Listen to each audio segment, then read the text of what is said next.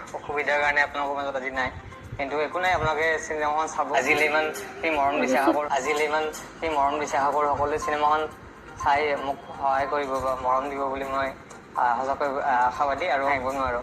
গৰম পানী ফ্লাক্স থাকে লগত, পানী খাওঁ তথাপি নোৱাৰোঁ মানে, এই নোলায় মানে। তাৰপিছত মই যেতিয়া ভাগৰি পৰিলোঁ, তাৰপিছত গম পাই অসমবাসী ৰাইজে মই যে আৰু এইকাৰণে মোৰ ট্ৰিটমেণ্ট চলি আছে বম্বেত, আৰু চিনেমাখনৰ প্ৰমোচনত মই অলপ নিজে থাকিব পালে নিজক সঁচাকৈ সুখী হ'লোহেঁতেন। আপোনালোকৰ লগত ডাইৰেক্টলি এটাচ হ'লোঁহৈ বা সকলোকে লগ পালোঁ, ভাল লাগিলেহেঁতেন।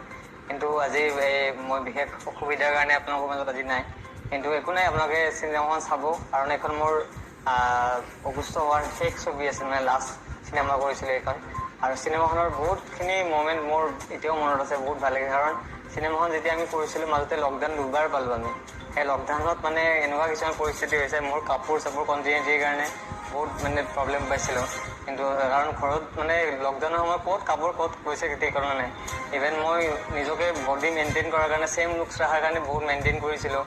ডাইৰেক্টৰ সুমিতাক মই বহুতবাৰ কৈছিলোঁ যে কি হ'ব, মই শকত হৈ পেলাই দিগদাৰ হ'ব। তাৰপিছত মই বহুত মেইনটেইন কৰিলোঁ নিজকে। আকৌ য'ত মই দাঢ়ি চুলি কাটিছিলোঁ, আকৌ ছেইম লকডাউনৰ পিছত আকৌ তাত গৈ আকৌ ছেইম লুকছৰ কাৰণে আকৌ গৈছোঁ, সেইবোৰ কৰিছোঁ। তাৰপিছত চিনেমাখনত সঁচাকৈ গোটেই ইউনিটে বহুত কষ্ট কৰিছে। চিনেমাখন যিহেতু বহুত কষ্টৰে কৰা গৈছে, এখন চিনেমা কৰিবলৈ সকলোৱে গম পায় কিমান কষ্ট হয়। আৰু এখন মোৰ যিহেতু মোৰ ৰিচেণ্ট প্ৰজেক্ট, ক'ব গ'লে ৰিচেণ্ট প্ৰজেক্ট। আৰু এটা সময়ত মই যেতিয়া ডাবিং দিছিলোঁ, ডাবিং দিয়াৰ এটা কথা ক'ব বিচাৰিছোঁ। ডাবিং দি থাকোঁতে মোৰ যেতিয়া মোৰ পেটত মানে কিছুমান এনেকুৱা দৃশ্য আছিলে, মই হাঁহিব লাগে বহুত জোৰে, কিন্তু মই হাঁহিব নোৱাৰোঁ। গৰম পানী ফ্লাক্স থাকে লগত, পানী খাওঁ তথাপি নোৱাৰোঁ মানে, এই নোলায় মানে। তাৰপিছত মই যেতিয়া ভাগৰি পৰিলোঁ, তাৰপিছত মই সুমিতাক ক'লোঁ, সুমিতা মই ডাবিং দিব নোৱাৰিম। তাৰপিছত তেখেতে গুঞ্জনদা থেংক ধন্যবাদ দিব বিচাৰিছোঁ এই ক্ষেত্ৰত, তেখেতে সহায় কৰিলে। তাৰপিছত মই গুচি গ'লোঁ, মই হায়দৰাবাদ গুচিয়ে গ'লোঁ চিকিৎসাৰ কাৰণে। তেতিয়া খুব পেটৰ বিষ আছিলে ডাবিং দিয়াৰ সময়ত। আৰু চিনেমাৰ কিছুমান মুহূৰ্ত খুব ভাল লাগিছিলে, আমাৰ খুব এনজয় কৰিছিলোঁ। ৰাতি ধৰক গোটেই হল নাইট কেতিয়াবা শ্বুটিং কৰিছিলোঁ, আৰু খুব আমি এনজয় কৰিছিলোঁ গোটেই টিমটোৱে। আৰু আমাৰ গোটেই মানে এটা খুব ধুনীয়া এটা প্ৰজেক্ট আপোনালোকে পাব বুলি মোৰ আশাবাদী।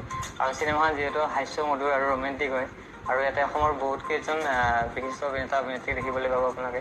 আৰু মোৰ ৰোলটো অলপ জমনি, আৰু এনেকুৱা ইউনিক ৰোল মই আগতে কৰা নাছিলোঁ, আৰু খুব নিজকে হেপ্পী আৰু এনেকুৱা এটা কেৰেক্টাৰ কৰি মই। আৰু আশা কৰোঁ সকলোৱে ভাল পাব, কাৰণ ছবিখন খুব এণ্টাৰটেইনমেণ্ট। আৰু আপোনালোকে ইমান দিনে মোক যিধৰণে মৰম দিছে, আশীৰ্বাদ কৰিছে, ঠিক তেনেদৰে মই ভাবুক চিনেমাখন চালে মই আৰু বহুত বেছি সুখী হ'ম। ধন্যবাদ।